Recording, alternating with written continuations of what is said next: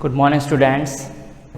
जैसे कि हमने प्रीवियस क्लास में पढ़ा था part 10, today we shall read part 11 और हमने डिस्कस किया था, आपको जैसा कि पता है पार्ट ऑफ स्पीच का टॉपिक हमारा कंटिन्यू चल रहा है। इसके अंदर हमने सारे काइंड्स पढ़े थे, article, determiners, possessive, distributive, indefinite, qualify, numeral, ठीक है। फिर डिटरमाइनर के हमने टाइप्स पढ़े थे। पार्ट ऑफ स्पीच हमने फिर उसमें देखा कि noun, pronoun, verb, adverb, adjective. आज हम पढ़ेंगे conjunction.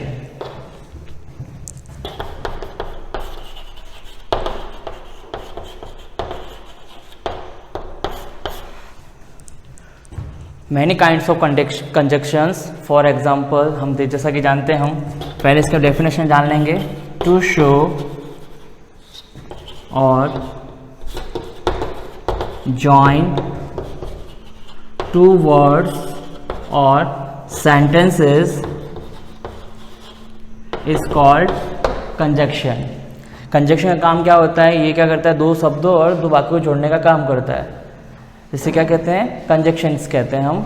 For many kinds of conjunction, for example and, as well as, so that, both and, or, although yet,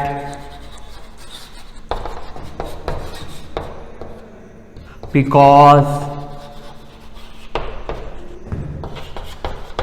extra. बहुत सारे ऐसे कंजक्शन के अलग अलग काइंड्स होते हैं, तो हम थोड़े इस कंजक्शन पे डिस्कस कर लेते हैं क्या क्या है ये सारे।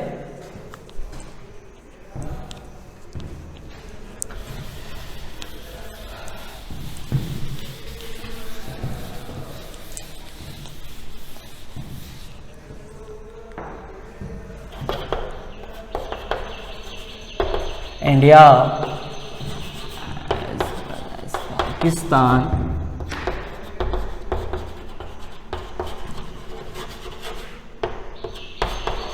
love, peace।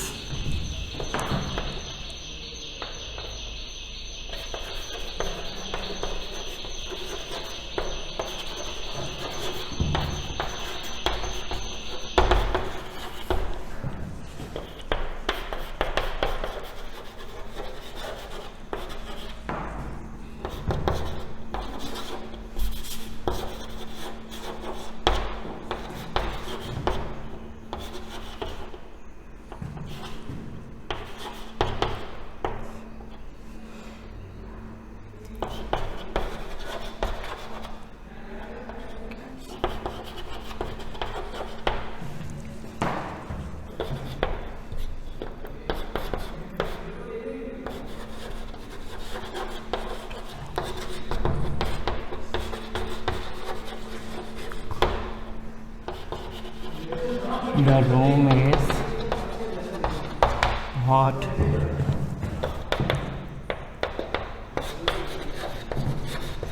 The athlete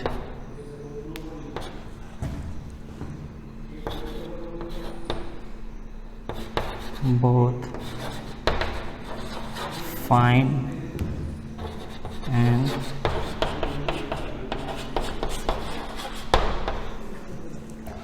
मैंने आपके यहाँ पे सामने कुछ एग्जांपल दिए हैं कंजक्शंस के। फॉर एग्जांपल देखिए, फर्स्ट सेंटेंस है India as well as Pakistan should love peace. आपको पता है इस सेंटेंस में एज वेल एज क्या है? कंजक्शन वर्ड है। सेकंड सेंटेंस में देखिए ही वर्क हार्ड, इसके अंदर बट कंजक्शन वर्ड होगा।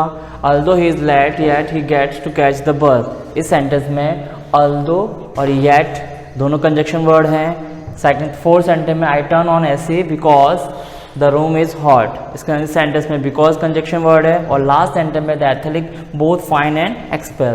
इसके अंदर बोथ और एंड दोनों कंजक्शन वर्ड है। इस तरह से आपके एग्जाम में सेंटेंसेस आते हैं और ब्रैकेट में आपको दे रखा होता है फाइंड आउट कंजक्शन वर्ड। तो आपको सेंटेंस में इस तरह से अंडरलाइन करके फाइंड बताना है कि इस सेंटेंस में इस तरह का ये कंजक्शन वर्ड है। अंडरस्टूड। और हमारा आज पार्ट ऑफ स्पीच का लास्ट टॉपिक है इंटरजेक्शन, जो कि हम आपको पता होगा। देखिए आप,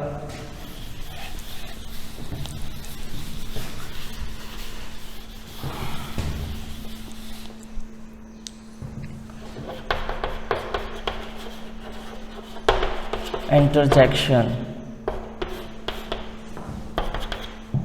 Interjection means to express exclamation. Interjection sentence में क्या करता है? To express exclamation. एक्सक्लेमेशन का मीन्स होता है, आपको जैसा कि पता होगा, इस मार्क को कहते हैं एक्सक्लेमेटिव मार्क. सबसे बड़ा शो आउट करता है ये इंटरजेक्शन सेंटेंस को. फॉर एग्जांपल हम सेंटेंस के जरिए समझेंगे. Alas, I have lost my property.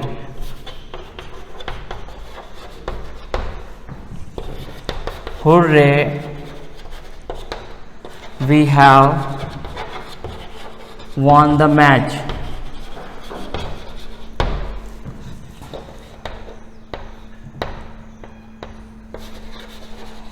What an idea. इस तरह के आपके सेंटेंस दिखे हैं. आप देखिए ये सारे इसमें क्या कर रहे हैं आपको, जैसा कि मैंने बताया कि इंटरजेक्शन क्या करता है सेंटेंस में? To express exclamation. एक्सक्लेमेशन इसे कहते हैं एक्सक्लेमेटिव मार्क का मार्क कहते हैं इसको. तो आप सेंटेंस में देखिए, alas I have lost my property, hurray we have won the match और व्हाट एन आइडिया. आप देखिए तीनों सेंटेंस में आपको एक्सक्लेमेटिव मार्क नजर आ रहा होगा. इस तरह से सेंटेंस में एक्सक्लेमेटिव मार्क एक्सप्रेस कर रहे हो, वो सेंटेंस सारे किसके कहलाते हैं? इंटरजेक्शन कहलाते हैं. और एग्जाम में आप किस तरह से सेंटेंस एग्जाम में आते हैं, find out interjection in the sentence, तो आपको पता होना चाहिए कि एक्सक्लेमेटिव मार्क से जुड़ा हुआ जो वर्ड होता है वो इंटरजेक्शन को शो करता है. Means to express exclamation in sentences. Understood. आज हमारा पार्ट ऑफ स्पीच टॉपिक खत्म हो चुका है. जैसा कि हमने स्टार्ट से पढ़ा था पार्ट ऑफ स्पीच के पार्ट्स, फिर हमने डिटरमाइनर्स के पार्ट्स पढ़े. डिटरमाइनर के पार्ट्स में जैसा कि हमको पता है articles, possessive, demonstrative, indefinite, qualifier, numeral. ठीक है. पार्ट ऑफ स्पीच हमने पढ़ा noun, pronoun, verb, adverb, adjective, conjunction, interjection. Understood. अब मैं आपको कुछ सेंटेंस के जरिए समझाना चाहूँगा. थोड़ा सेंटेंस देखिए आप.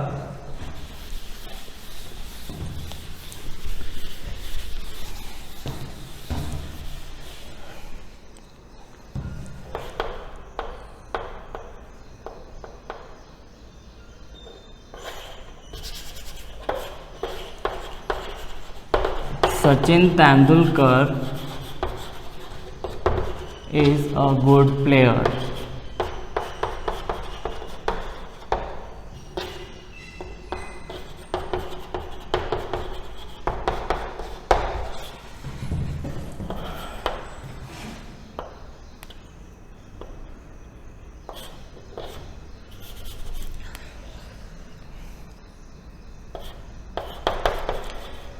Alas, her husband is no more. Find out interjection. I have a black and white cat. Find out conjunction.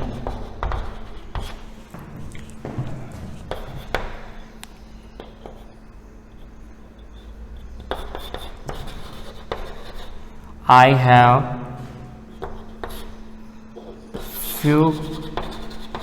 have grammar books.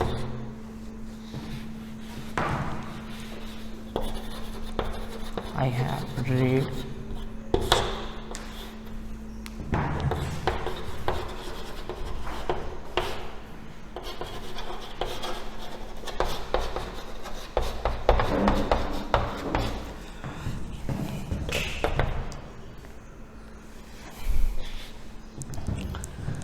देखिए अब एग्जाम्पल कुछ मैंने आपको एग्जाम्पल से समझाना चाहूँगा. फर्स्ट सेंटेंस है हमारा blank Sachin Tendulkar is a good player. आपके एग्जाम में भी इस तरह के सेंटेंसेस आते हैं. अब ब्रैकेट में दे रखा है A N the N cross. जैसा कि मैंने बता रखा आपको ए एन द आर्टिकल होते हैं और क्रॉस का मतलब होता है जीरो आर्टिकल. और जैसा कि फर्स्ट सेंटेंस में क्या आएगा, क्रॉस आएगा. बिकॉज क्यों, क्योंकि आपको मैंने बता रखा प्रॉपर नाउन के हमें प्रॉपर नाउन से पहले कभी भी किसी भी तरह का कोई भी आर्टिकल यूजेस नहीं किया जाता है. नेक्स्ट सेंटेंस में देखिए alas her husband is no more, bracket में दे रखा है फाइंड आउट इंटरजेक्शन। तो आपको मैंने जैसा कि बताया है कि एक्सक्लेमेशन क्या इंटरजेक्शन क्या करता है सेंटेंस में, एक्सक्लेमेशन को एक्सप्रेस करता है। तो इस सेंटेंस में एलास के नीचे अंडरलाइन करेंगे और हमको जैसा कि पता है ब्रैकेट में दे रखा है फाइंड आउट इंटरजेक्शन। तो इस सेंटेंस में एलास क्या है, इंटरजेक्शन वर्ड है। नेक्स्ट सेंटेंस में लिखा है I have a black and white cat, bracket में देखा फाइंड आउट कंजक्शन। तो इस सेंटेंस में जैसा कि आपको पता है सेंटेंस में कंजक्शन वर्ड कौन सा है, एंड। तो ये क्या कर रहा है, इसमें कंजक्शन वर्ड को एक्सप्रेस कर रहा है। नेक्स्ट सेंटेंस में देखिए I have read dash grammar books I have, bracket में देखा द फ्यू और द लिटल। जैसा कि मैंने आपको बता रखा है फ्यू, द फ्यू और अ फ्यू सारे क्या करते हैं, काउंटेबल नाम को एक्सप्रेस करते हैं, जबकि द लिटल और अ लिटल सारे अनकाउंटेबल एक्सप्रेस करते हैं। जैसा कि पता है मैंने बताया कि ग्रामर बुक क्या है, काउंटेबल नाम को चलते, तो ब्रैकेट में हम ब्लैंक में क्या फिलअप करेंगे, द फ्यू फिलअप करेंगे। अंडरस्टूड, इस चारों सेंटेंस आपको समझ में आए होंगे, ठीक है, ओके, थैंक यू।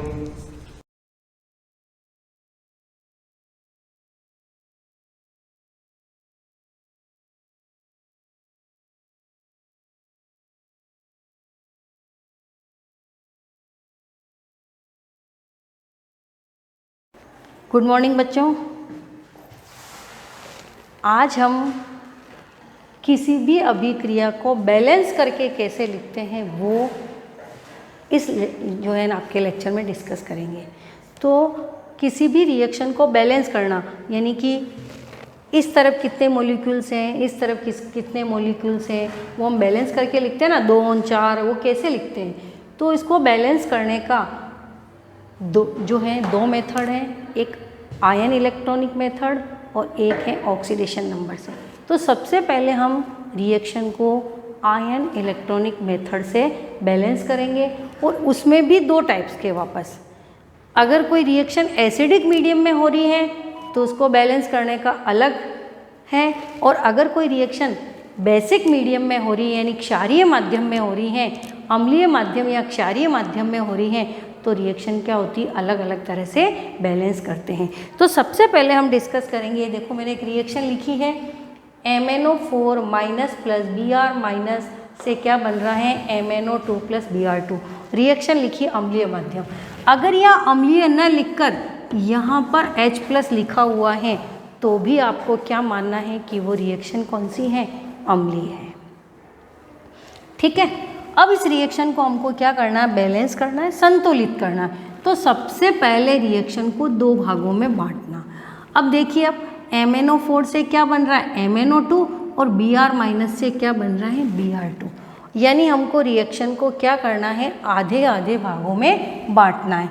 अब देखिए, आप जनरल देखोगे तो यहाँ ऑक्सीजन कितना 4 है और यहाँ ऑक्सीजन कितना है, 2 है।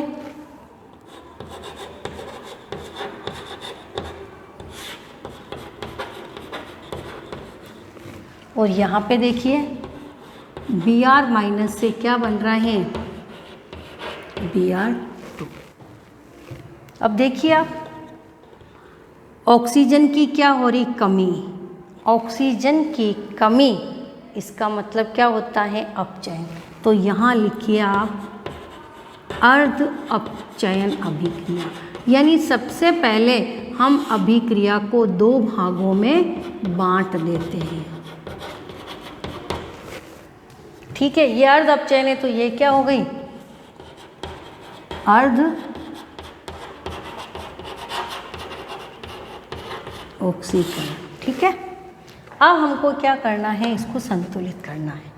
संतुलित करने के लिए फर्स्ट इसका नियम क्या है, रिएक्शन को 2 भागों में आधा आधा बांट लो। जिसमें अपचयन हो रहा है उसको अर्ध अपचयन अभिक्रिया लिख लो, और जिसमें ऑक्सीकरण हो रहा है उसको अर्ध ऑक्सीकरण अभिक्रिया लिख लो। ये देखिए मैंने 2 लिख लिया। अब ये हो गया आपका फर्स्ट स्टेप। सेकेंड स्टेप में हम क्या करते हैं कि ऑक्सीजन और हाइड्रोजन के अलावा, अब इसमें देखो ऑक्सीजन ही है, हाइड्रोजन तो है ही नहीं, के अलावा अन्य तत्वों को संतुलित करना। ऑक्सीजन और हाइड्रोजन के अलावा अन्य तत्वों को संतुलित करना। अब देखिए ऑक्सीजन और हाइड्रोजन के, हाइड्रोजन तो है नहीं और ऑक्सीजन है, उसके अलावा क्या है, मैग्नीज, तो मैग्नीज को संतुलित करेंगे। इधर मैग्नीज कितना, 1 और इधर भी क्या है, 1 है। इसका मतलब कुछ नहीं करना है, रिएक्शन क्या है, संतुलित है, यानी कि कुछ नहीं करना है। अभिक्रिया में जैसे हैं चार्ज वैसा का वैसा इसको लिख दो, क्योंकि दोनों तरफ क्या है, 1 1 है। तीसरा पॉइंट, अब ऑक्सीजन को संतुलित करना। ऑक्सीजन को संतुलित करने के लिए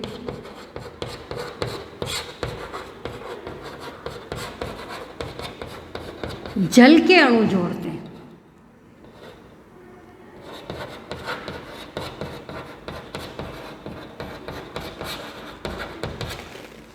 ये देखिए, इधर कितने, 1 mn, इधर कितना, 1 mn, ठीक है, ये बराबर हो गया।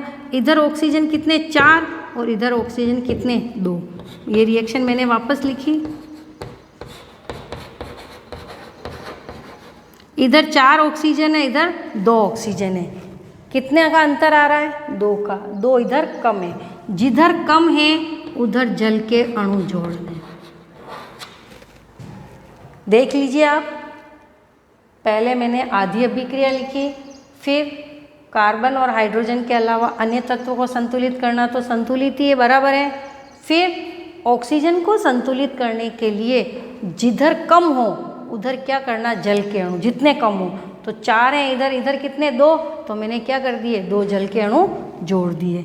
अब आता है चौथा, हाइड्रोजन को संतुलित करना। हाइड्रोजन को संतुलित करना, हाइड्रोजन को संतुलित करने के लिए H+ जोड़ते हैं।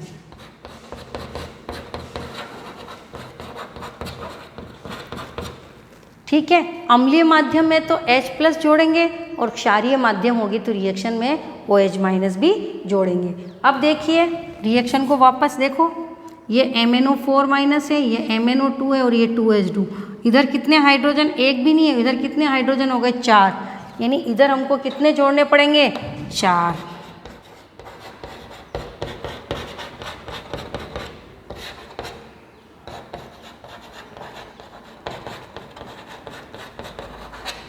समझ में आ गया, कितने हो गए, 4। H+ जोड़ दिए मैंने, तो ऑक्सीजन को संतुलित करने के लिए वाटर मॉलिक्यूल जोड़ते हैं और हाइड्रोजन को बैलेंस करने के लिए H+ आयन जोड़ते हैं। अब लास्ट पॉइंट है हमारा, चार्ज या आवेश को संतुलित करना। आवेश संतुलित करने के लिए हमको देखना पड़ेगा, यहाँ पे कितना, 1 चार्ज है, यानी यहाँ पे कितना है, -1। अब लास्ट है आवेश संतुलित करना।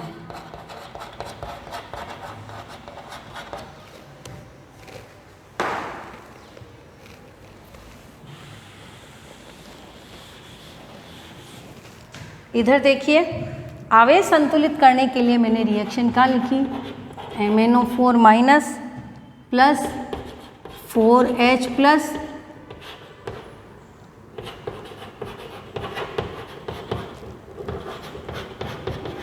अब देखिए आप, इधर कितना, यहाँ पे चार्ज 1, यहाँ पे कुछ नहीं है, तो कितना हो गया, -1।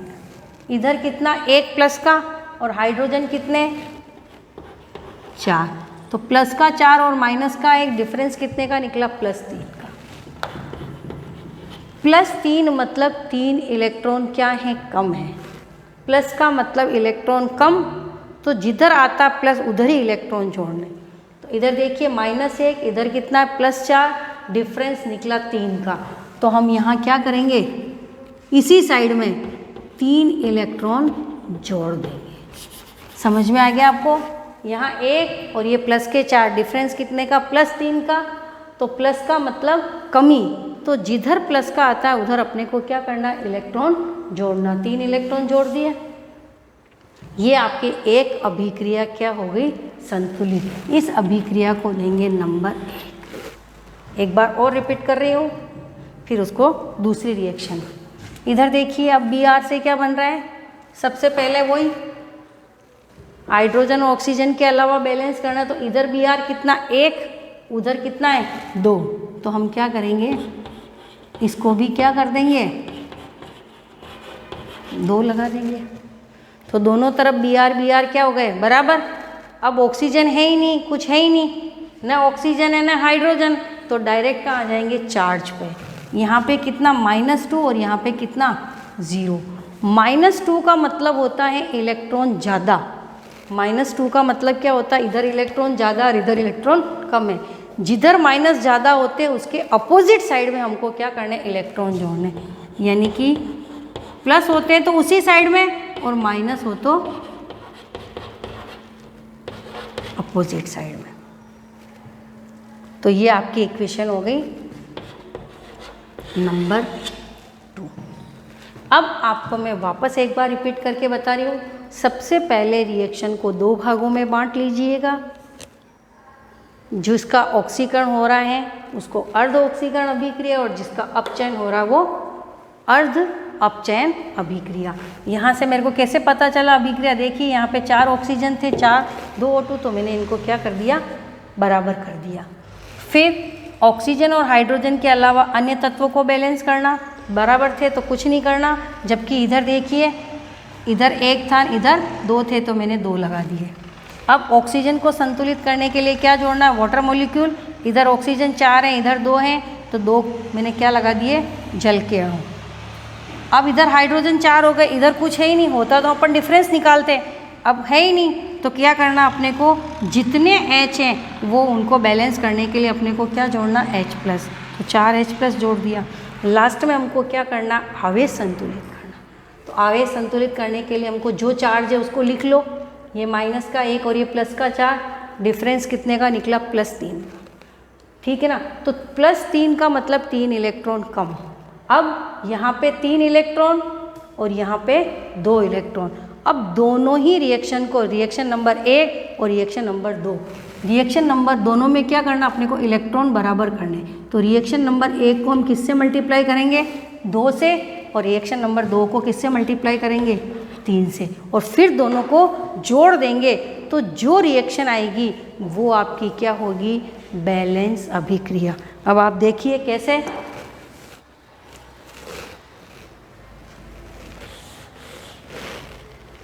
इस अभिक्रिया को मैंने 2 से मल्टीप्लाई किया, 2MnO4 minus plus 8H plus 3 दूनी 6 इलेक्ट्रॉन, 2MnO2 प्लस 4 हो गया बैलेंस। इस रिएक्शन को, रिएक्शन नंबर 1 को मैंने क्या किया, इस वाले के इलेक्ट्रॉन से मल्टीप्लाई किया, जिससे दोनों में क्या हो जाए, इलेक्ट्रॉन बराबर हो जाए। इस रिएक्शन को किससे मल्टीप्लाई करेंगे 3 से, 3 दूनी 6 Br minus plus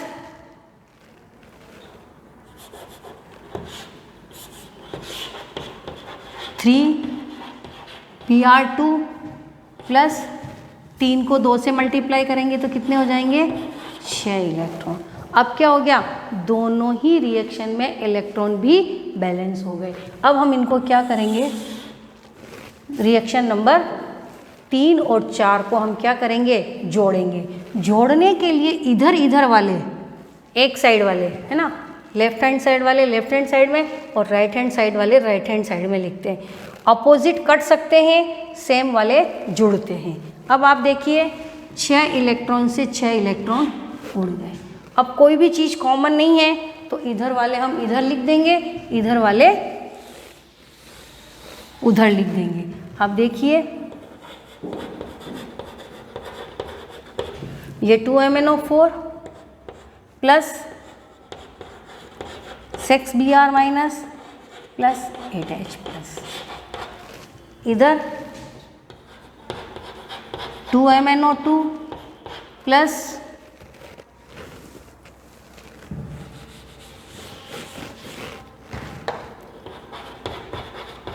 3 Br2 plus 4H।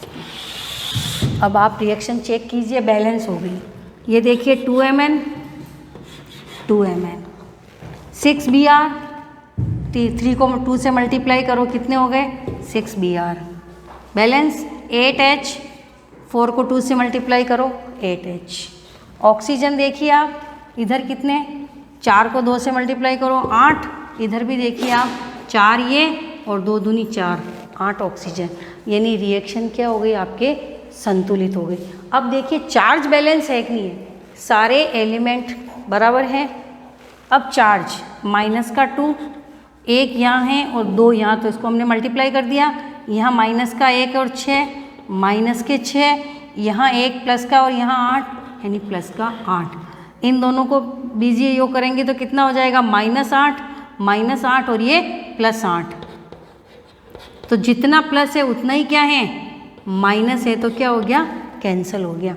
इसका मतलब क्या, इधर कोई चार्ज है ही नहीं है, और इधर थे वो जितने प्लस थे उतने ही क्या हो गए, माइनस। यानी हमारी अभिक्रिया क्या हो गई, संतुलित। तो ये अभिक्रिया थी आपके, एक सिंपल अभिक्रिया जिसको हमने अम्लीय माध्यम में क्या किया, संतुलित किया। यानी कि एसिडिक मीडियम में इसको हमने बैलेंस किया। बहुत सारी रिएक्शंस हैं जिनको हम अलग अलग मीडियम में भी हम उसको बैलेंस करेंगे। थैंक यू बच्चों।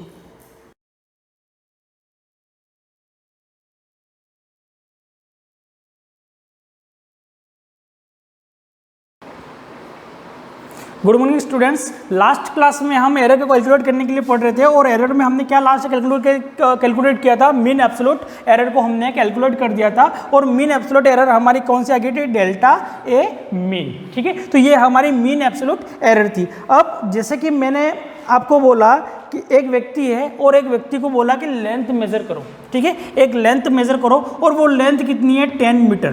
कितनी है, 10 मीटर। अब उसने मेजर किया 11, उसने कितना मेजर कर दिया, 11, जबकि उसकी ट्रू वैल्यू कितनी है, 10 मीटर है। हमने मेजर पहले कर रखा था। इसके बाद हमने उसको बोला कि भाई जाओ और वो लेंथ मेजर करके आओ, तो उसने लेंथ को मेजर कितना किया, 11। ठीक है, यानी उसने जो एरर की वो एरर कितनी की, तो हम देखेंगे कि उसने जो एरर की वो कितने की 1 की एरर की।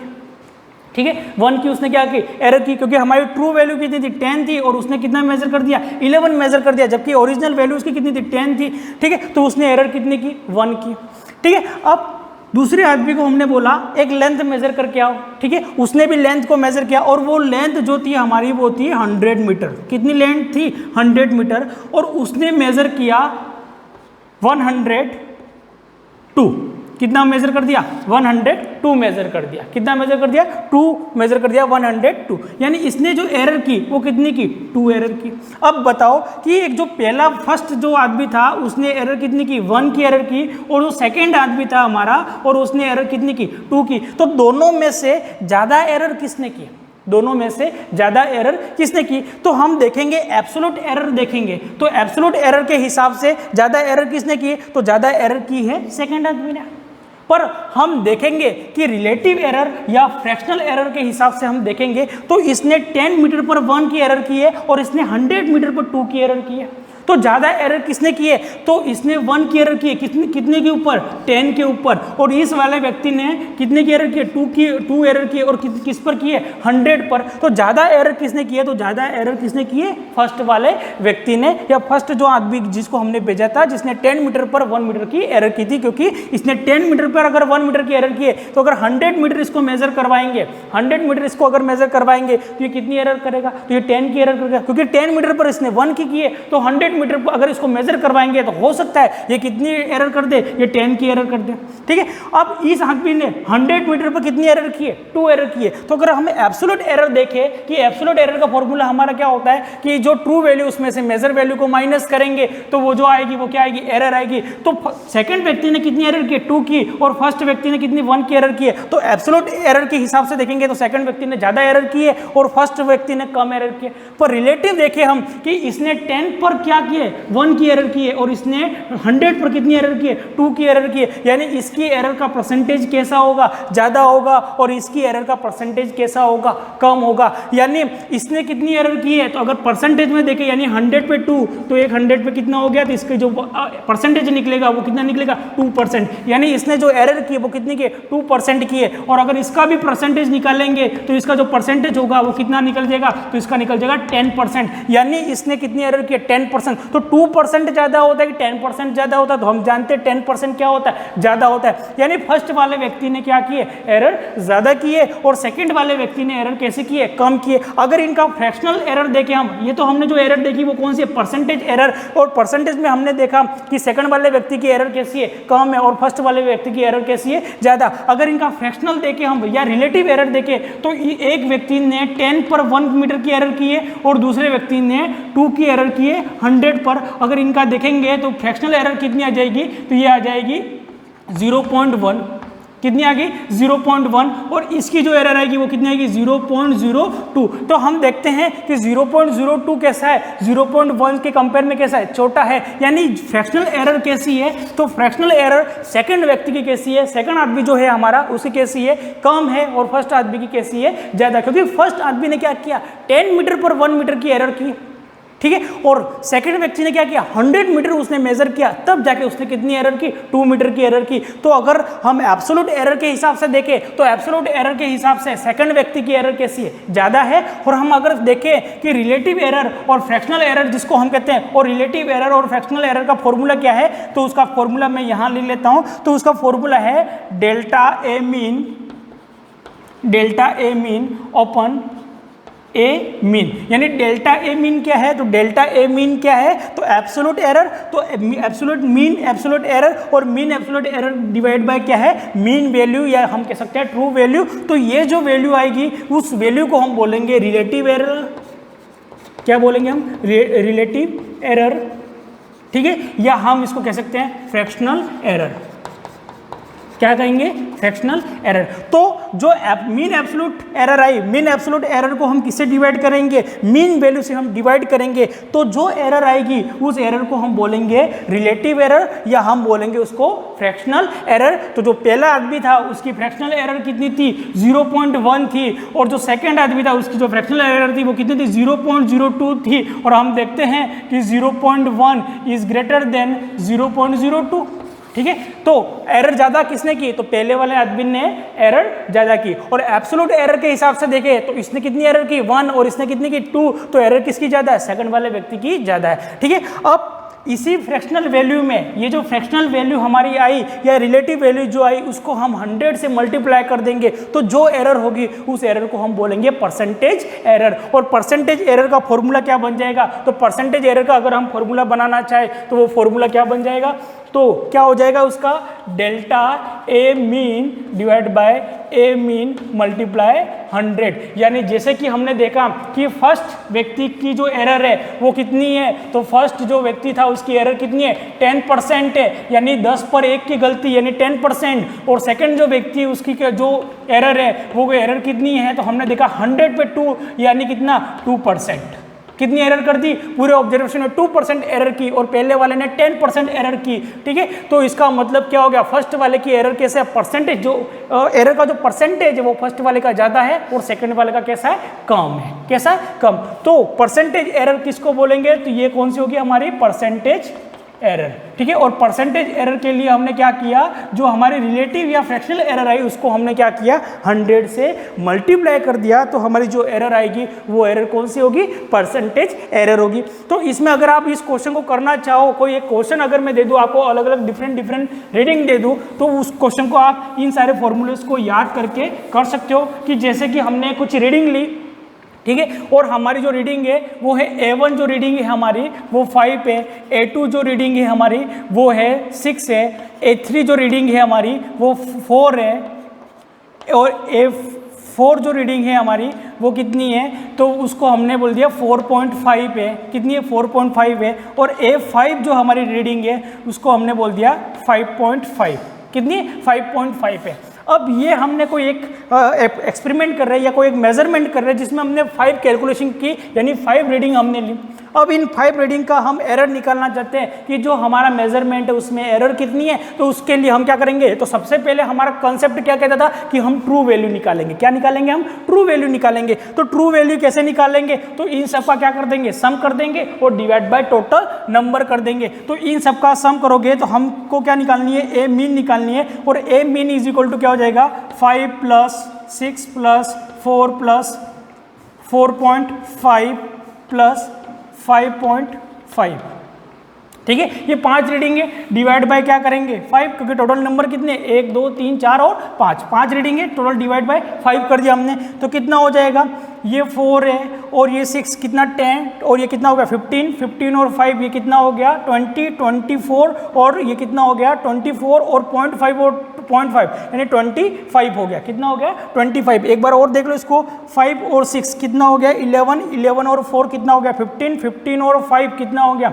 15 और ये 5 हो गया 20 और 4 कितना 24.5 और 0.5 यानी 25 आ गया। यानी ये जो वैल्यू आई वो कितनी आ गई 25 और 25 डिवाइड बाय हम क्या करेंगे 5, तो हमारी जो मीन वैल्यू आ गई या हम कह सकते हैं ट्रू वैल्यू, ठीक है, वो ट्रू वैल्यू कितनी आ गई, तो 5 डिवाइड बाय 5 कितना आ गया 5, ठीक है, यानी ट्रू वैल्यू हमारी कितनी है 5 है। अब हम क्या निकालेंगे, एरर निकालेंगे, और कौन सी वाली एरर निकालेंगे हम, तो हम मीन में से जो मेजर वैल्यू है उसको माइनस करेंगे, तो जो एरर हमारी आएगी वो कौन सी आएगी, तो वो एरर होगी हमारी एब्सोल्यूट एरर। तो हमने क्या कर दिया कि ए mean minus A1 A2 A3 dash करते जाएंगे, तो हमने जैसे किया ए मीन की वैल्यू हमारे पास कितनी है 5 है, कितनी है 5 माइनस कितनी है, फर्स्ट रीडिंग कितनी है 5, ठीक है, तो कितना आ गया 0, यानी डेल्टा A1 कितना आ गया 0 हो गया। सेकंड ए मीन माइनस A2, ठीक है, तो जो भी वैल्यू आएगी वो किसकी आएगी, डेल्टा A2 की वैल्यू आ जाएगी, ठीक है, तो जो वैल्यू होगी वो कितनी होगी 5 माइनस कितना करेंगे, इसकी वैल्यू कितनी है 6 है, तो कितना हो गया ये -1 हो गया, ठीक है। नेक्स्ट करेंगे हम 5 माइनस 4 और 5 माइनस 4 किया तो कितनी आ गई +1 आ गई, ठीक है। इसके बाद आ गई 5 माइनस 4.5 आ गया, 4.5 किया तो कितना आ गई एरर 0.5 एरर आ गई, ठीक है। इसके बाद नेक्स्ट 5 माइनस 5.5 किया हमने तो कितनी आ गई 0.5, और ये जो 0.5 थी वो कैसी थी प्लस की थी, और ये जो 0.5 है वो कैसी है माइनस की है। अब इन सबको क्या करेंगे हम जोड़ देंगे, और सबको जोड़ के हम क्या करेंगे डिवाइड बाय टोटल नंबर करेंगे, और डिवाइड बाय टोटल नंबर हम जो करेंगे उससे हमको जो मिलेगा वो क्या मिलेगा, मीन एब्सोल्यूट एरर मिलेगी। क्या मिलेगी, इन सबको जोड़ देंगे तो हमको क्या मिल जाएगी, मीन एब्सोल्यूट एरर मिल जाएगी।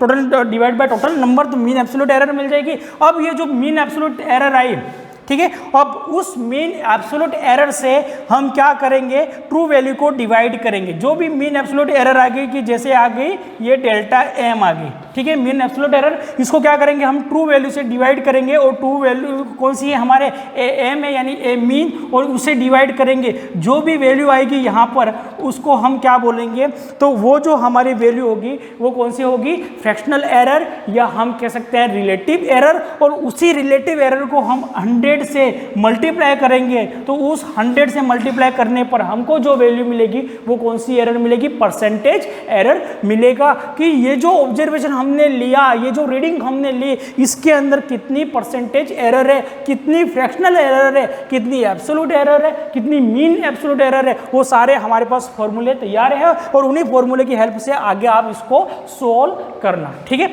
अब इस टॉपिक, ये टॉपिक हमारा यहाँ पर खत्म है। अब नेक्स्ट टॉपिक है हमारा significant figure.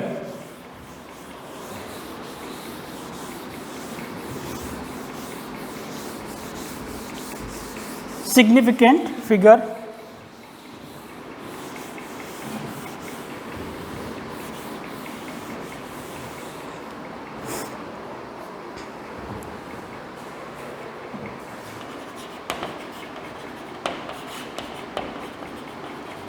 Significant figure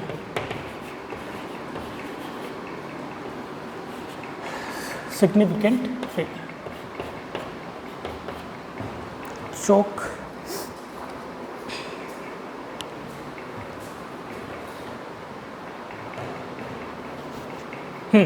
significant figure. Significant figure क्या होता है, तो जो सिग्निफिकेंट फिगर होता है वो क्या होता है कि हमने जो मेजरमेंट करते हैं, हमारा जो मेजरमेंट है कि जैसे कि हमने कोई लेंथ को मेजर किया, जैसे 23500, ये हमारी कोई लेंथ है मीटर में। अब ये लेंथ हमने मेजर की, अब इस लेंथ में हमारे जो इम्पोर्टेंट डिजिट है, और उसी इम्पोर्टेंट डिजिट को हम क्या बोलते हैं, सिग्निफिकेंट फिगर। तो significant figure are important digit in measurement.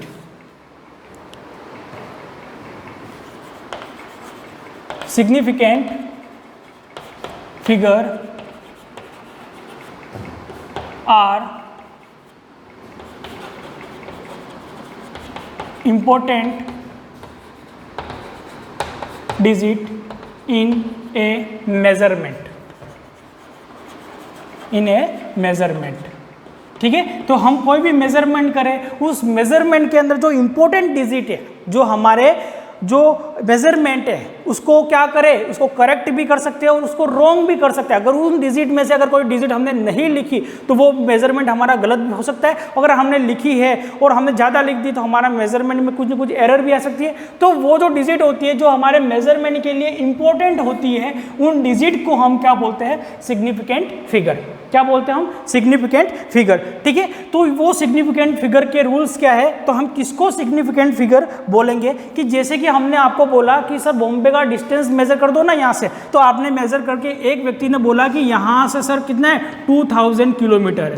कितना है, 2000 किलोमीटर है। दूसरे आदमी से पूछा भाई आप जाके मेजर कर लो, तो उस आदमी ने हमको मेजर के बताया 2300 किलोमीटर। सर कितना, 2300 किलोमीटर, ठीक है। अब तीसरे व्यक्ति को हमने बोला तो उसने मेजर किया 2351 किलोमीटर, ठीक है, इतना मेजर कर दिया। अब तीनों अलग अलग आदमी थे, एक ने डिस्टेंस मेजर किया कि 200 किलोमीटर है, एक ने कितना बोला 2300 किलोमीटर है, ठीक है, और एक ने बोला 2351 किलोमीटर है।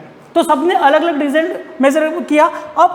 अब फर्स्ट अगर मेजरमेंट हम ले तो फर्स्ट मेजरमेंट कितना है, 2000 किलोमीटर है। कितना है, 2000 किलोमीटर है। तो इसमें जो जीरो आपको दिख रहे हैं वो जीरो क्या है, रफ है, वो हमारे काम के नहीं है, वो हमारे काम के नहीं है। तो ये जो जीरोज है वो क्या रिप्रेजेंट कर रहे हैं या किसके बारे में बता रहे हैं, तो ये बता रहे प्लेस ऑफ 2।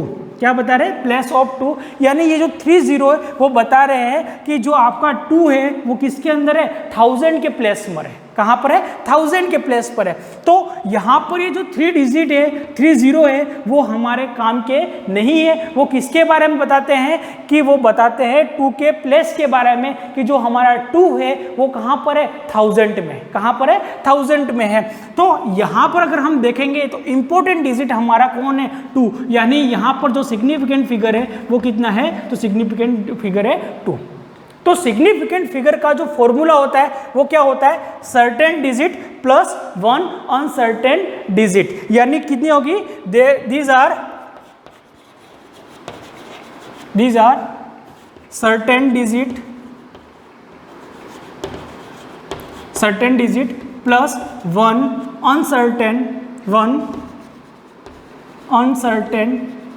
डिजिट, ठीक है। तो सर्टेन डिजिट और उस सर्टेन डिजिट में क्या लेना है, एक 1 सर्टेन अनसर्टेन डिजिट लेना है, और वही हमारा क्या होता है, सिग्निफिकेंट फिगर होता है। तो जिसमें 2 कैसा है, सर्टेन है, पर ये 0 कैसे है, अनसर्टेन है, ठीक है। तो 0 हमारे कुछ काम के नहीं, इसलिए हम 0 को यहाँ पर नहीं लेते हैं। तो जैसे कि सेकंड डिस्टेंस जो मेजर करके आया व्यक्ति, उसने कितना किया, 2300 किलोमीटर। कितना किया, 2300 किलोमीटर। तो इसमें ये दोनों 0 किसके बारे में बता रहे हैं, तो ये दोनों 0 बता रहे 3 का प्लेस, कि 3 जो है वो किसके अंदर है, 100 की लाइन में है, ठीक है। तो 3 का प्लेस बता रहे, यानी ये दोनों जो है हमारे वो कैसे हैं, कोई काम के नहीं है, रफ है। तो इसमें सर्टेन कौन सा है, तो सर्टेन डिजिट है हमारा 2000, यानी 2 जो है हमारा वो सर्टेन है, और 3 जो है वो कैसा है, अनसर्टेन है, क्योंकि 3 से ज़्यादा भी हो सकता है और 3 से कम भी हो सकता है। तो 3 जो है वो हमारा कैसा है,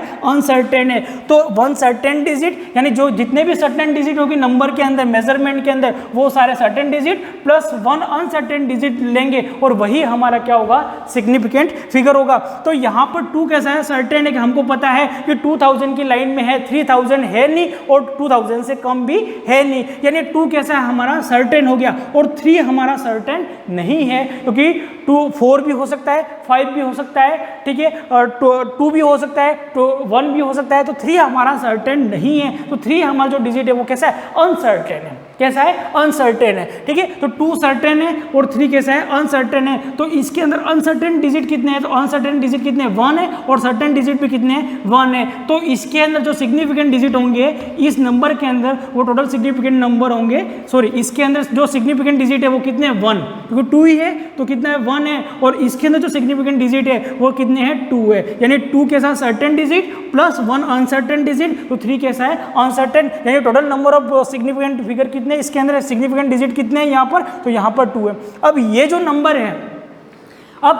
नंबर है, इसमें 2 कैसा है, सर्टेन है, 3 कैसा है, सर्टेन है, यानी 3 से ज़्यादा नहीं हो सकता, यानी 4 नहीं हो सकता, न 2 हो सकता है, क्योंकि 3, 2 और 3 कैसे हैं, सर्टेन है। यहाँ पर 51 हो सकता है, 52 हो सकता है, 60 हो सकता है, 40 हो सकता है। तो ये जो 51 है ये कैसा है, अनसर्टेन है, कैसा है, अनसर्टेन है। तो इसके अंदर अगर हम देखेंगे तो इसके अंदर जो हमको जो मिलेगा वो कितने मिलेंगे, तो ये कितने, 2 सर्टेन प्लस 1 अनसर्टेन, यानी 1 कैसा है, तो 1 कुछ काम का नहीं है, क्योंकि ये 51 हो सकता है, 52 भी हो सकता है, 60 भी हो सकता है, ये 40 भी हो सकता है। तो ये कितना हो गया, 2, 3 दोनों कैसे, सर्टेन प्लस 1 अनसर्टेन, यानी इसके अंदर सिग्निफिकेंट डिजिट कितने हो गए, 3 हो गए, ठीक है। तो सॉरी 3 कैसे, 51, यानी इसके अंदर कितने डिजिट हो गए, 4 सिग्निफिकेंट डिजिट इसके अंदर हो गए। इसके बाद जो नेक्स्ट सिग्निफिकेंट के जो हमको रूल्स पढ़ने हैं कि किस कब कहाँ पर कितने सिग्निफिकेंट होते हैं, तो उसके बारे में हम नेक्स्ट क्लास में कंटिन्यूस करेंगे। थैंक यू, धन्यवाद।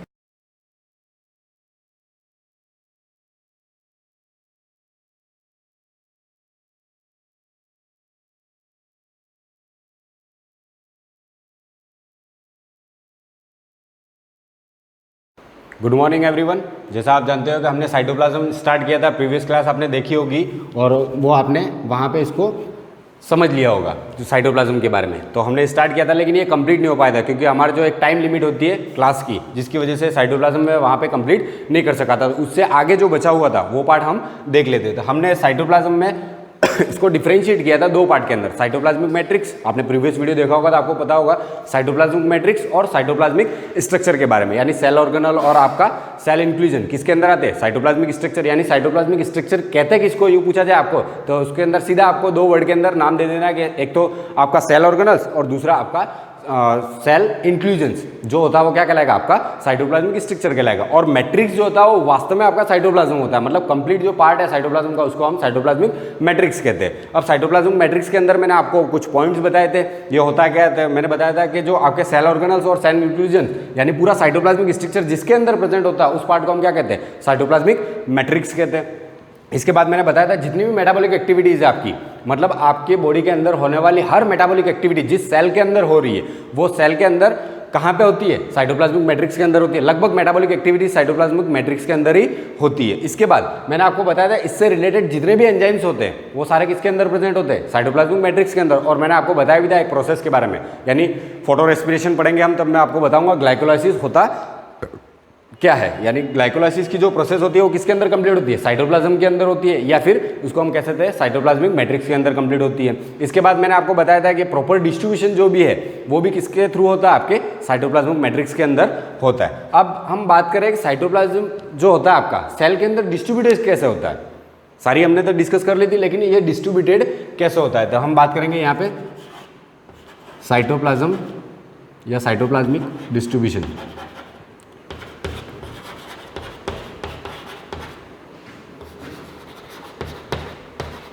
तो हमने बात की थी जो आपका साइटोप्लाज्म होता है वो क्या होता है, या तो ट्रू सॉल्यूशन होता है या कोलोइडल होता है, ठीक है। तो ये डिस्ट्रीब्यूट कैसे होता है, पूरा जो कंप्लीटली आपकी सेल है उसके अंदर डिस्ट्रीब्यूट कैसे होता है, तो ये जो अनइवन डिस्ट्रीब्यूट होता है एक प्रकार से यूँ कह सकते हैं अपन। मैं आपको बता देता हूँ डायग्रामेटिकली आपको क्लियर हो जाएगा। जैसे यूँ समझ लीजिए आपकी ये सेल है और ये सेल की आउटर कवरिंग यानी ये क्या हो जाएगी आपकी प्लाज्मा मेम्ब्रेन, ये होगी आपकी प्लाज्मा मेम्ब्रेन। अब बात करें यहाँ पे साइटोप्लाज्म की, तो जो आपका पेरिफेरी रीजन है यानी जो आपका न्यूक्लियस पड़ा हुआ है यहाँ पे सेंटर के अंदर, और इसका जो पेरिफेरी रीजन है जिसको हम कहते हैं परिधीय भाग, आपका ये जो यहाँ पे पेरिफेरल वाला रीजन है इसके अंदर जो साइटोप्लाज्म होता है वो कैसा होता है, जेल लाइक होता है। कैसा होता है, जेल लाइक होता है, यानी यहाँ पे जो साइटोप्लाज्म आपके प्रेजेंट होगा वो कैसा होगा, जेल लाइक होगा।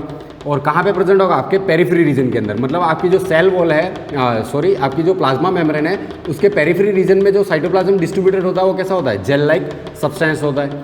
यानी क्या हो जाएगा आपका ये जेल लाइक सब्सटेंस हो जाएगा, तो ये जो जेल लाइक सब्सटेंस होता है वो कैसा, जेल लाइक मतलब थोड़ा सा हार्ड और थोड़ा सा अपन उसको कह सकते हैं सॉफ्ट वाला पार्ट होगा, मतलब वाटरी भी होगा थोड़ा सा और थोड़ा सा जेल लाइक, जेल आपने देखा भी होगा वैसे।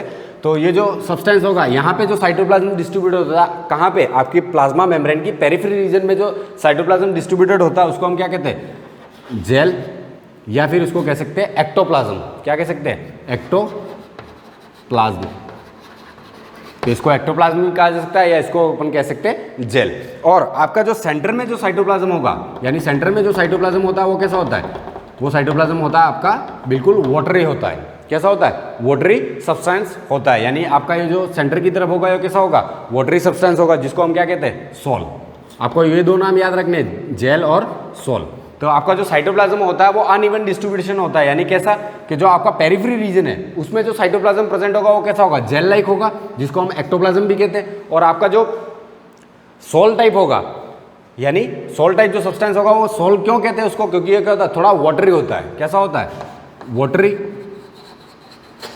वाटरी, या फिर अपन उसको कह सकते हैं लेस डेंस, बहुत ज़्यादा ही डेंस नहीं होता है। और आपका जो जेल लाइक या एक्टोप्लाज्म होता है वो क्या होता है, आपका डेंस होता है। कैसा होता है, डेंस होता है, या हाईली डेंस कह सकते हैं, क्योंकि वहाँ पे अपन ने लेस लिखा था, आपको यहाँ पे समझ में आ जाएगा कंपैरिजन में कि ये क्या होता है, जेल क्यों कहते हैं इसको, क्योंकि ये क्या होता है, इसके कंपैरिजन में हाईली डेंस होता है। और आपका सोल इसको क्यों कहते हैं, क्योंकि ये वाटरी होता है, या फिर इसको अपन कह सकते हैं लेस डेंस होता है। इसको सोल का, यहाँ पे एक्टोप्लाज्म है तो इसको हम दूसरा नाम क्या दे सकते हैं, एंडोप्लाज्म।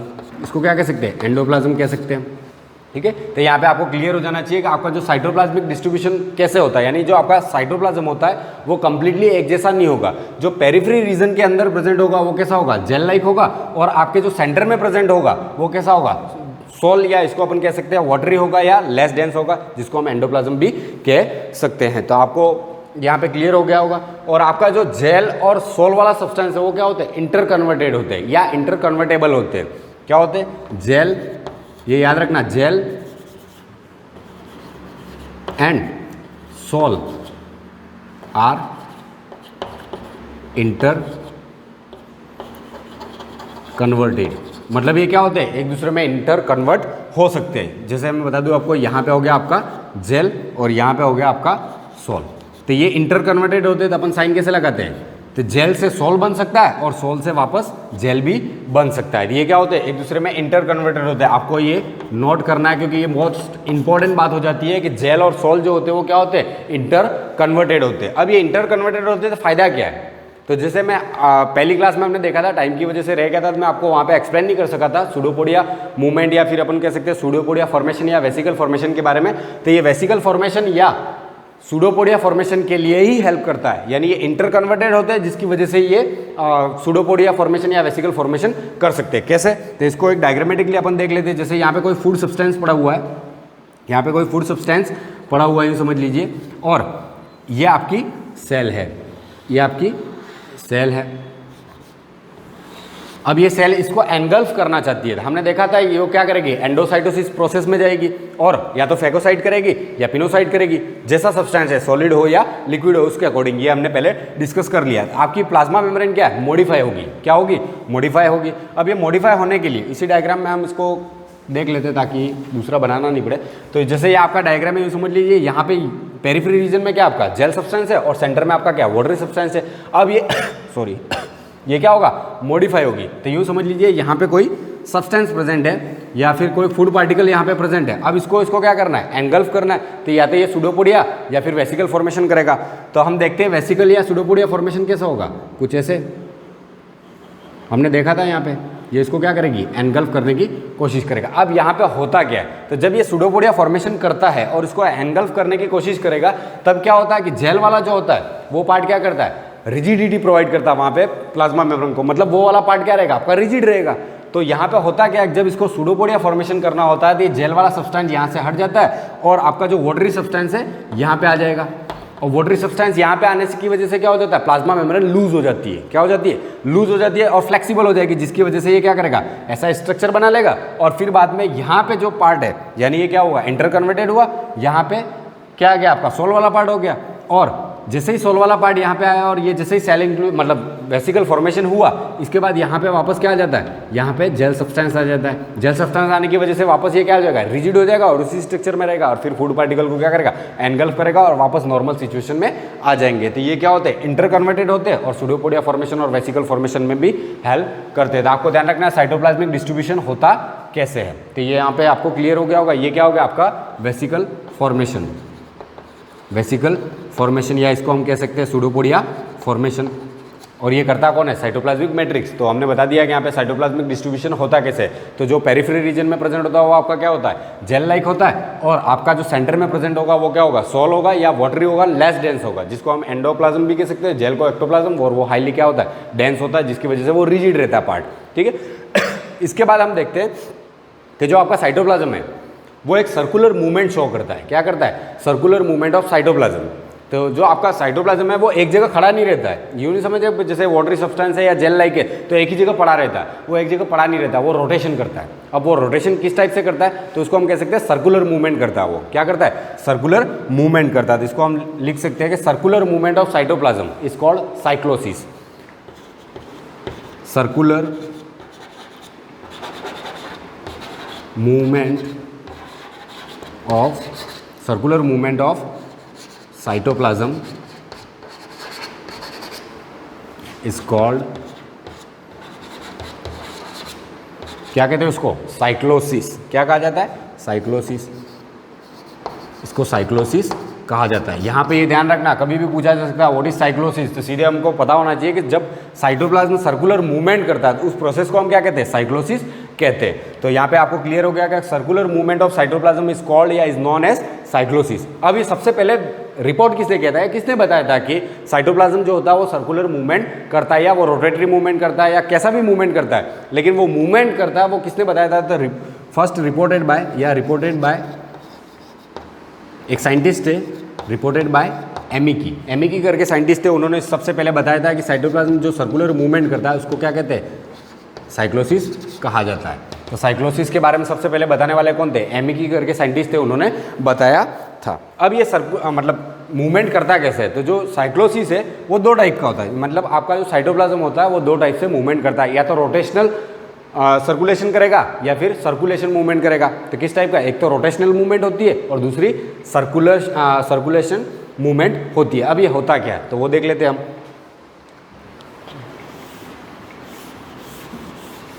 एक तो रोटेशनल मूवमेंट है और एक सर्कुलर मूवमेंट है। अब इन दोनों में डिफरेंस क्या, वही आपका साइक्लोसिस है। तो इसको मैं यहाँ पे रहने देता हूँ और यहीं पे आपको मैं बता देता हूँ। एक जो आपका साइक्लोसिस है यानी मूवमेंट ऑफ साइटोप्लाज्म, तो ये साइक्लोसिस जो होता है वो कैसे होता है, दो टाइप से होता है। एक होगा आपका या तो रोटेशनल मूवमेंट, या तो रोटेशनल मूवमेंट करेगा, या फिर दूसरा जो करता है वो कौन सा होगा, सर्कुलर मूवमेंट। दूसरा हो, ये तो फर्स्ट हो गया आपका, और दूसरा टाइप जो होता है इसका सर्कुलर मूवमेंट।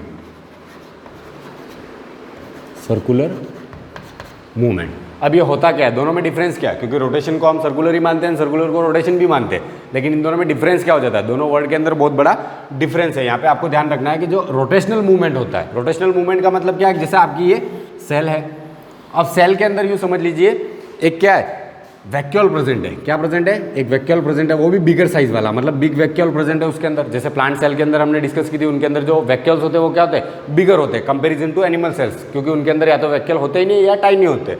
तो अब इनके अंदर जो मूवमेंट होगी, यानी साइटोप्लाज्म जो होगा इस वैक्यूल के अराउंड क्या करेगा, एक सर्कुलर मूवमेंट करेगा। क्या करेगा, सर्कुलर मूवमेंट करेगा। इस टाइप की मूवमेंट को हम क्या कहते हैं, रोटेशनल मूवमेंट। और ये कैसी होती है, यूनिडायरेक्शनल। ये मूवमेंट कैसा हो जाएगा, यूनिडायरेक्शनल। तो इसको हम क्या कह सकते हैं, circular movement around vacuole, circular movement around vacuole. और ये कैसी मतलब होगी, यूनिडायरेक्शनल, मतलब only in one direction, only in one direction, मतलब आपका ये जो मूवमेंट करेगा साइटोप्लाज्म वो क्या करेगा, एक ही डायरेक्शन के अंदर मूवमेंट करता है। जैसे क्लॉकवाइज तो क्लॉकवाइज ही करेगा और एंटी क्लॉकवाइज तो एंटी क्लॉकवाइज ही मूवमेंट करेगा, तो उसको कहते हैं अपन रोटेशनल मूवमेंट। मतलब साइटोप्लाज्म का किसी वैक्यूल के अराउंड क्या करना, मूवमेंट करना, वो भी एक ही डायरेक्शन के अंदर, यानी यूनिडायरेक्शनल, उसकी डायरेक्शन कभी चेंज होती नहीं है, तो उसको हम क्या कहते हैं, रोटेशनल मूवमेंट कहते हैं। और आपका जो ये सर्कुलर मूवमेंट होगा उसमें क्या होगा, तो जैसे समझ लीजिए आपकी ये सेल है, उसके अंदर बहुत सारे टाइनी वैक्यूल प्रेजेंट है, टाइनी मतलब छोटे छोटे वैक्यूल प्रेजेंट है, और छोटे छोटे वैक्यूल है, उन सब के अराउंड साइटोप्लाज्म क्या करता है, मूवमेंट करता है, उसको हम क्या कहते हैं, सर्कुलर मूवमेंट। यानी यूँ समझ लीजिए जैसे आपका कोई साइटोप्लाज्म है, वो क्या कर रहा है, इसके अराउंड मूवमेंट कर रहा है, इसके अराउंड क्या कर रहा है, मूवमेंट कर रहा है, और ये मल्टी डायरेक्शनल होता है। कैसा होता है, मल्टी डायरेक्शनल। यहाँ पे हमने देखा था ये यूनिडायरेक्शनल है, तो ये मल्टी डायरेक्शनल होता है। मल्टी डायरेक्शनल का मतलब यहाँ पे तो क्या है, क्लॉकवाइज मूवमेंट कर रहा है, लेकिन इसी सेल के अंदर जो दूसरा वैक्यूल है उसमें क्या कर रहा है, एंटी क्लॉकवाइज मूवमेंट कर रहा है। मतलब इसकी क्या है, रोटेशन की जो मतलब पोजीशन है वो क्या हो रही है, चेंज हो रही है। मतलब सर्कुलर मूवमेंट का मतलब क्या होगा, एक वैक्यूल के अराउंड तो ये मतलब क्लॉकवाइज मूवमेंट कर रहा है, और आपका जो दूसरा वैक्यूल है उसके अराउंड क्या कर रहा है, ये एंटी क्लॉकवाइज मूवमेंट कर रहा है। मतलब एक ही सेल के अंदर दो टाइप के मूवमेंट शो कर रहा है, उसको हम क्या कहते हैं, सर्कुलर मूवमेंट करते हैं। मतलब एक टाइप का मूवमेंट नहीं होगा। जैसे ये आपका वैक्यूल है, उसके अराउंड इस तरफ मतलब रोटेट कर रहा है, तो ये जितने भी वैक्यूल उसके अंदर प्रेजेंट है, पर सबका डायरेक्शन क्या होगा, चेंज होगा। तो इसके अंदर जो डायरेक्शन होगा वो क्या होगा, multi directional.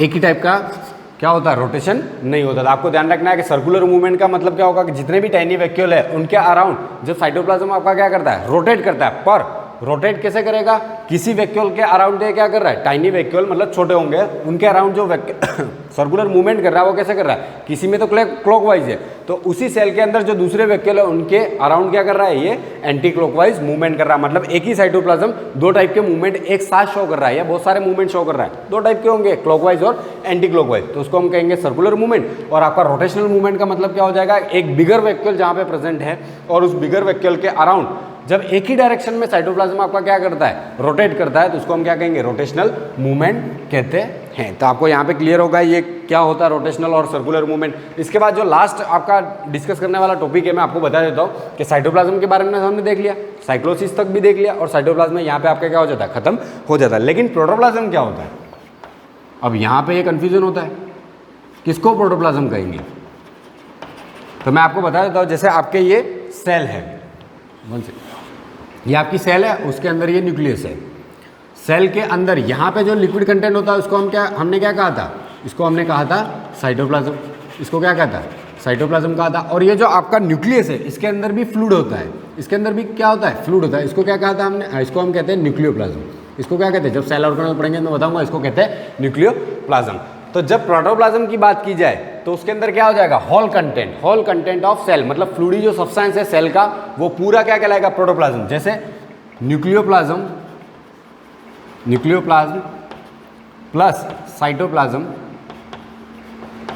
Is collectively called protoplasm. मतलब जब हम न्यूक्लियोप्लाज्म और साइटोप्लाज्म पूरे लिक्विड कंटेंट की बात करते हैं सेल के, यानी न्यूक्लियस का भी न्यूक्लियोप्लाज्म और आपके सेल का पूरा जो साइटोप्लाज्म है, इन दोनों को मिला के पूरी बात करते हैं, उसको हम क्या कहेंगे, प्रोटोप्लाज्म कहेंगे। जबकि आपका साइटोप्लाज्म क्या कहलाएगा, साइटोप्लाज्म वो कहलाता है जो आपके प्लाज्मा मेम्ब्रेन और न्यूक्लियर मेम्ब्रेन के बीच में जो फ्लूइड सब्सटेंस प्रेजेंट होता है उसको हम क्या कहते हैं, साइटोप्लाज्म कहते हैं। तो आई होप आपको यहाँ पे ये दोनों टर्मिनोलॉजी क्या होगी, क्लियर होगी। इससे रिलेटेड जो भी है, मतलब अब आपका जो चैप्टर स्टार्ट होगा सेल ऑर्गेनल, ये सेल ऑर्गेनल से रिलेटेड ही था साइटोप्लाज्म। अब जो हम मेन स्टार्ट करेंगे वो सेल ऑर्गेनल है, उसको नेक्स्ट क्लास में हम इसको डिस्कस करेंगे। Thank you.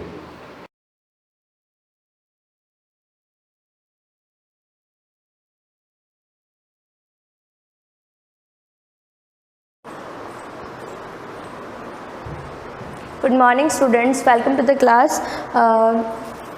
चैप्टर नंबर 3 हमारा चल रहा है। एक क्वेश्चन मैंने आपको होमवर्क में दिया था विच वाज, आई होप आपसे हो गया, और अगर इन केस किसी से नहीं हुआ है तो ये क्वेश्चन आप लोग देख सकते हैं। एग्जाम्पल नंबर, आपकी बुक का एग्जाम्पल नंबर 13 है।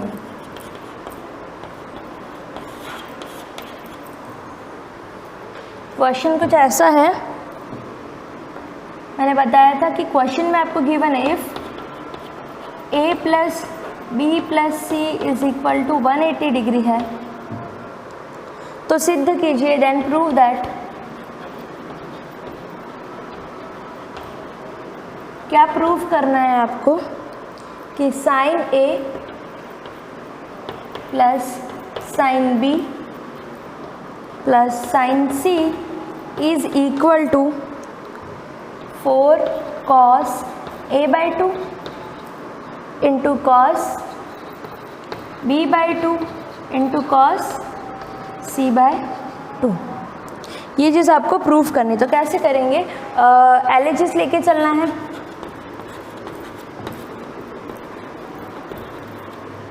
Sine A plus sine B plus sine C. तो सबसे पहली चीज़ जो हम यहाँ पर करेंगे, तो फर्स्ट जब हम इसको देखते हैं sign A plus sine B, तो ये फॉर्मूला बनता है sine A plus sine B का। आप चाहो तो पहले साइन बी और साइन सी भी ले सकते हैं, इसको sign B plus sine C, तो sign A plus sine B का फॉर्मूला अप्लाई करके इसको एक्सपांड कर सकते हैं। दोनों से जो चाहे लो, आंसर सेम ही आएगा। तो इसका फॉर्मूला जो आपका बनता है, since sine A plus sine B is equal to 2 sine A plus b/2 into cos a minus B by 2 plus sine C की बारी आती है। अब यहाँ पर ये चीज़ हम कर क्यों रहे? पहली चीज़ तो ये सिंपल सा लिखा हुआ है ABC, आंसर लाना है हमको a/2 b/2 और c/2 में, और वो भी कॉस के साथ ओनली a/2, ओनली b/2 और ओनली c/2। तो जब ऑब्जर्व किया sign A plus sine B का फॉर्मूला लगा दिया, यहाँ पर तो कुछ किया ही नहीं हमने, देखा sign A plus sine B लिखा हुआ है, फिर हमको याद है कि हमारे पास एक फॉर्मूला भी है ऐसा, तो 2 sine A plus b/2 into cos a minus b/2, क्या बचा? Sine C. चाहो तो इसको ऐसा का ऐसा लिख लो एक बार के लिए, बट ऐसा नहीं तो चलो ठीक है, मैंने लिख लिया इसको साइन सी। अब क्या चीज़ होगी यहाँ पर, ये देखने वाली बात है। एज वी नो दैट हमको चाहिए क्या?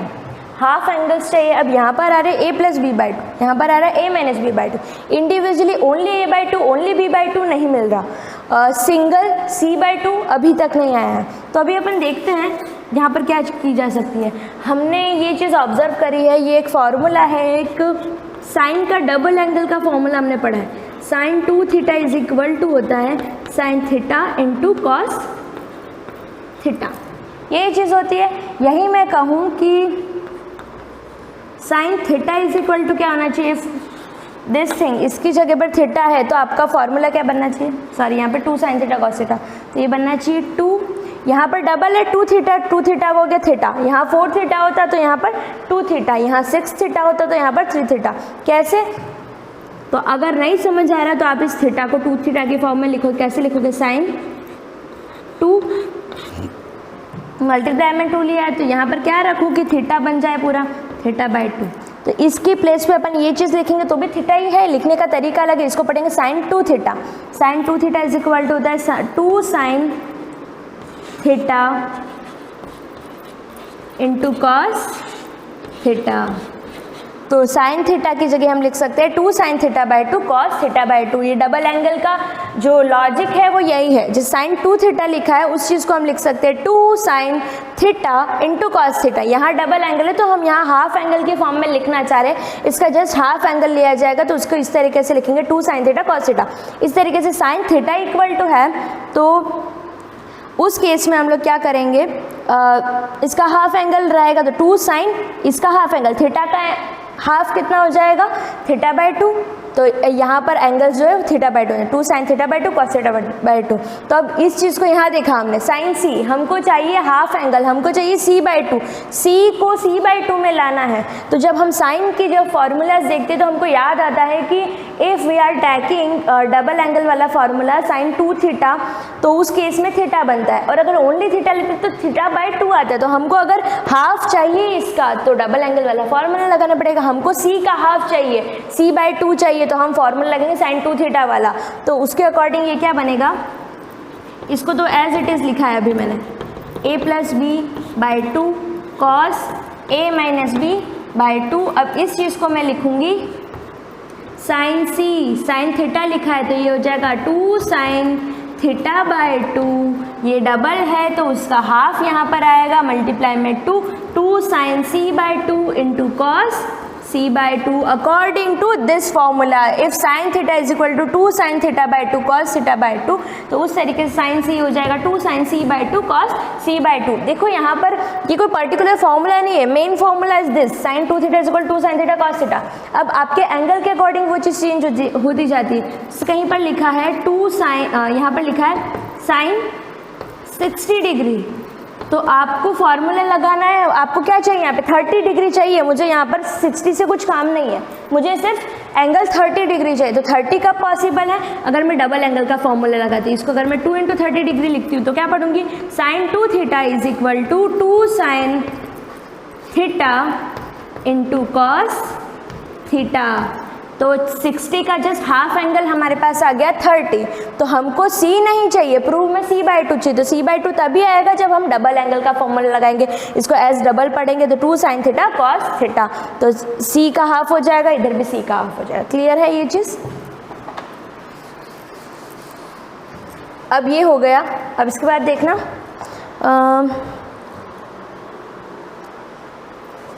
Now as we know that हमको क्वेश्चन में दे रखा है a + b + c is equal to 180 degree.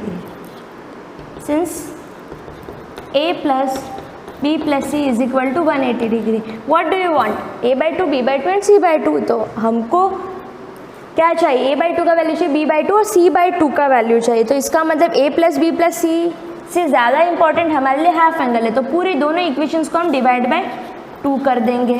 तो क्या बन जाएगा, ये a/2 + b/2 + c/2 is equal to 90 degree. अब जो भी वैल्यू आपको चाहिए आप ले सकते हो। हमको चाहिए individually c/2, a/2 and b/2। तो c/2 तो आ गया हमारे पास एक बार के लिए, लेकिन यहाँ पर a + b/2 और a - b/2 है। तो क्यों ना हम यहाँ से a + b/2 का वैल्यू लेकर के आ जाए। तो ये इस a + b/2 को ऐसे भी लिखा जा सकता है। मैंने क्या किया, a + b को तो साथ ही रखा, a + b/2 प्लस इसको सेपरेट कर दिया c/2, that is equal to 90 degree. यहाँ से a + b/2 का वैल्यू ला सकते हैं। देखो यहाँ पर ये चीज़ें लिखनी है आपको, ब्रैकेट में साइड में लिखोगे। उसका आगे का मैं यहाँ बता रही हूँ। a + b/2 का वैल्यू वहाँ से क्या बनेगा, a + b/2 that is equal to 90 degree minus c/2। Clear है? तो यहाँ से वैल्यू आ गया हमारे पास a + b/2 का, जो चीज़ गिवन थी उसी से। अब करते हैं आगे, यहाँ तक कंप्लीट। देन आपका जो नेक्स्ट स्टेप बनेगा वो कुछ इस तरीके से होगा।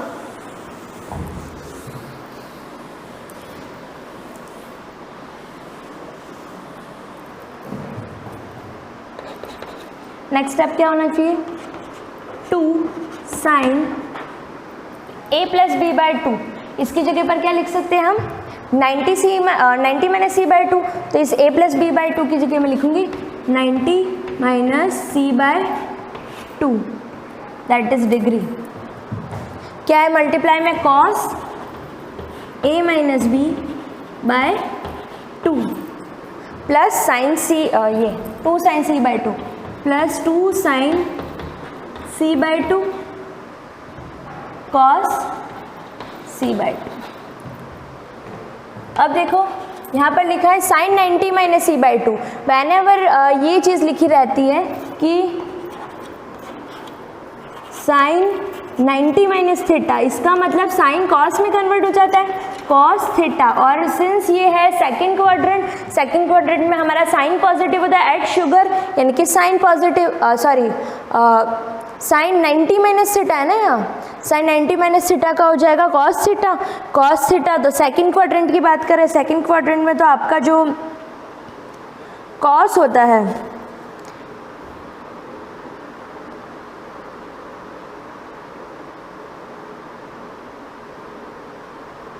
ठीक है, साइन 90 - थीटा, तो ये बनेगा आपके पास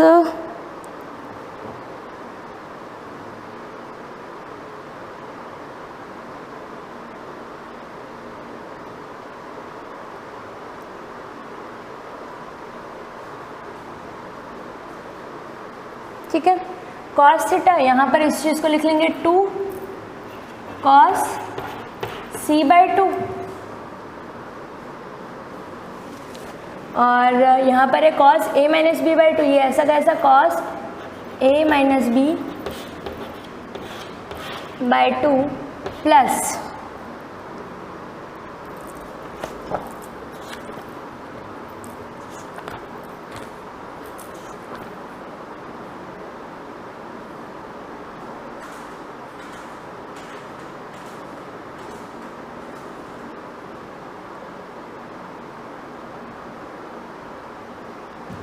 ठीक है।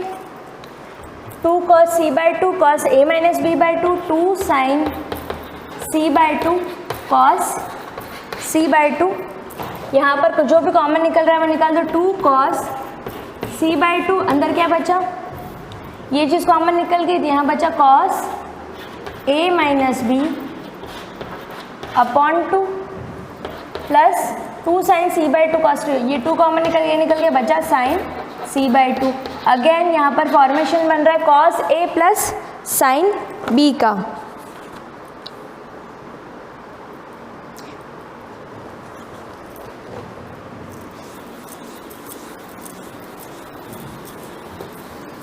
अब देखो यहाँ पर c/2 तो आ चुका, अब हमको यहाँ पर क्या चाहिए, b/2 और a/2। तो ये चीज़ कैसे आएगी, तो जब हम इसको देखते हैं, अब cos a plus sign b का कोई फॉर्मूला है नहीं हमारे पास, cos a plus cos b का ज़रूर है, तो इसमें क्या करेंगे हम, और अब वैसे भी c/2 से हमको कोई काम नहीं, c/2 बाहर आ चुका है, a/2 और b/2 चाहिएगा, तो हम इसको लिखेंगे cos 90 माइनस थीटा, तो 90 माइनस c/2, क्योंकि हम जानते हैं कि cos 90 minus theta is equal to sine theta होता है, इसके प्लेस पर हम ये चीज़ लिख सकते हैं 2 cos c/2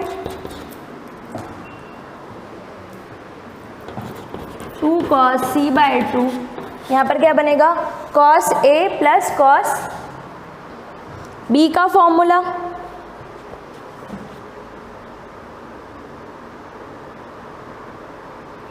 one more thing, यहाँ पर एक और चीज़ कर सकते हैं, ये स्टेप देखना आप, ये 90 माइनस c/2 लिखा है ना, इसकी जगह कुछ और लिखने की ट्राई करते हैं। क्यों, क्योंकि c/2 लिखेंगे तो अगेन c/2 वाला ही ड्रामा चाहिए, हमको a/2 और b/2 चाहिए, तो sin c/2। तो जो फर्स्ट टर्म हमारे पास आई थी यहाँ पर जो मैंने लिखा था कि a plus b/2 plus c/2 is equal to 90 degree, तो यहाँ से c/2 का वैल्यू ला सकते हैं, c/2 is equal to 90 minus a plus b/2। तो यहाँ पर ये वैल्यू पुट कर देंगे तो ये बन जाएगा आपका 90 minus a plus b/2।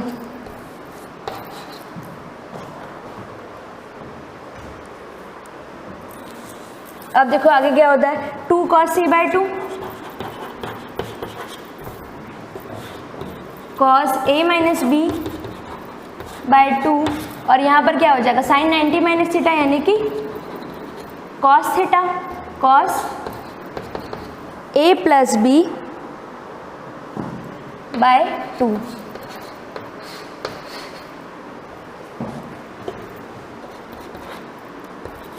cos c/2, अब अगेन यहाँ पे फॉर्मूला बन जाएगा cos a plus cos b का, तो cos a plus cos b का फॉर्मूला कहता है 2 cos a प्लस b/2, तो जैसे ही a प्लस b करेंगे तो क्या बनेगा a minus b plus a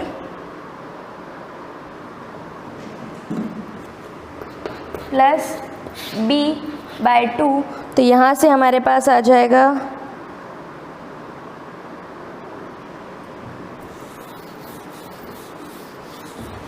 cos a minus b/2 plus cos a plus b/2। तो डायरेक्टली यहाँ पर फॉर्मूला होता है that is equal to 2 cos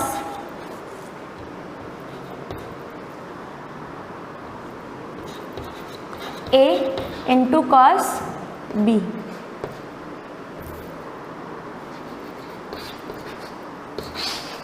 तो डायरेक्टली यहाँ पे फॉर्मूला अप्लाई करके ये आंसर आ जाएगा, और एट द एंड आपका आंसर बनेगा 2 multiply with 2 4 cos a/2 into cos b/2 plus cos C/2 that is equal to RHS then hence proof. अब यहाँ पर जो स्टेप्स है बस ध्यान इतना रखना है, C/2 कॉमन निकालो और बाकी सबको a प्लस b/2 की फॉर्म में कन्वर्ट करो। यहाँ पर डायरेक्टली फॉर्मूला आ जाएगा आपका cos a minus b/2 plus cos a plus b/2 which is the formula of 2 cos a/2 into cos b/2।